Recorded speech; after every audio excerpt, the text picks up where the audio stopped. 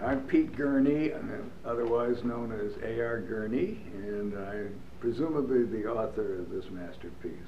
I think you are. Okay. There's no presumption of that. All right. And this is one of our leading actors. Yeah. My name is Bobby Steggert. I have the honor of being the fictional Pete Gurney in the Grand Manor here at Lincoln Center Theater. Describe the very simple meeting you had with Catherine Cornell in the reality. Pretty much what that first scene is that you do. It's a prologue scene that you do in the play, pretty much. And came down, took those trains you described, went backstage, and she was partially in costume. And I remember she was exhausted. I mean, she was sweat was pouring off her face. She'd worked hard, you know. And she shook hands and asked about my grandmother, whom she knew, and then offered me a Coca-Cola. Which you did not take, no, right? Which I did not. I was just too shy and embarrassed, and so I thanked her and said what a great show it was, and shoved off. And that was that. That was that. So, when was the moment when you thought it really could be a play? And secondly, when was the moment after writing it that you knew that it would work? Those are two very good questions, Bobby. I can't tell you the exact moment. I mean, I wrote the play 2 years ago. Mm-hmm. Now, why then? I don't know. I think part of the issues in the play about getting older, falling into the same traps, her whole obsession with being genteel and not wanting to be so. Right. All those issues were sort of rolling around in my own head. In your head as a writer. As a writer. I felt in some ways I was kind of caught in the same kind of traps that she was as a writer.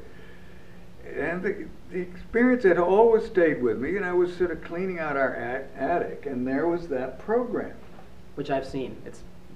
It's beautifully preserved. Her signature is little mouse nibbles along the side, but there it is. There's a signature on it. Yeah, and in addition to that, I have a friend in the country who was a man named Alan Shane, who went on ultimately to become the casting director at ABC. Mm-hmm. But he was in the initial production, and so I was thinking about it and talking about it, and we were at his house for dinner, and he described it even more, and I just thought it began to come together in my head as taking a totally aborted visit, which mine was, but what if it hadn't been? What if I hung around and had that Coca-Cola, mm-hmm. right?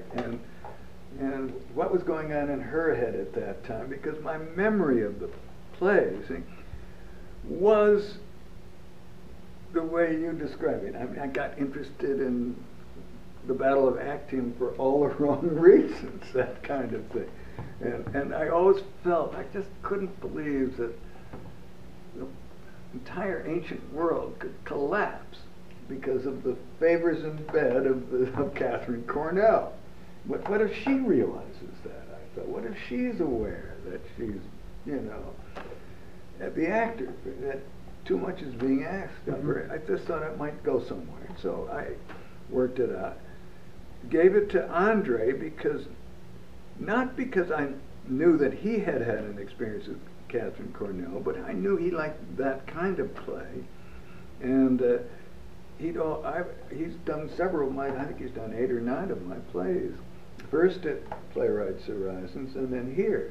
So I just thought, I loved working at Lincoln Center, and I just thought, and he grooved on it. He made some suggestions. He felt there were too many quotes from Shakespeare, which there were in it.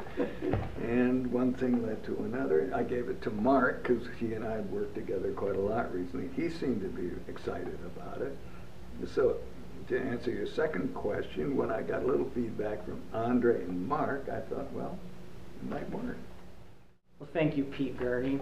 Our play, The Grand Manor, here at Lincoln Center, we start previews June 2nd. We run all the way through the summer until August 1st.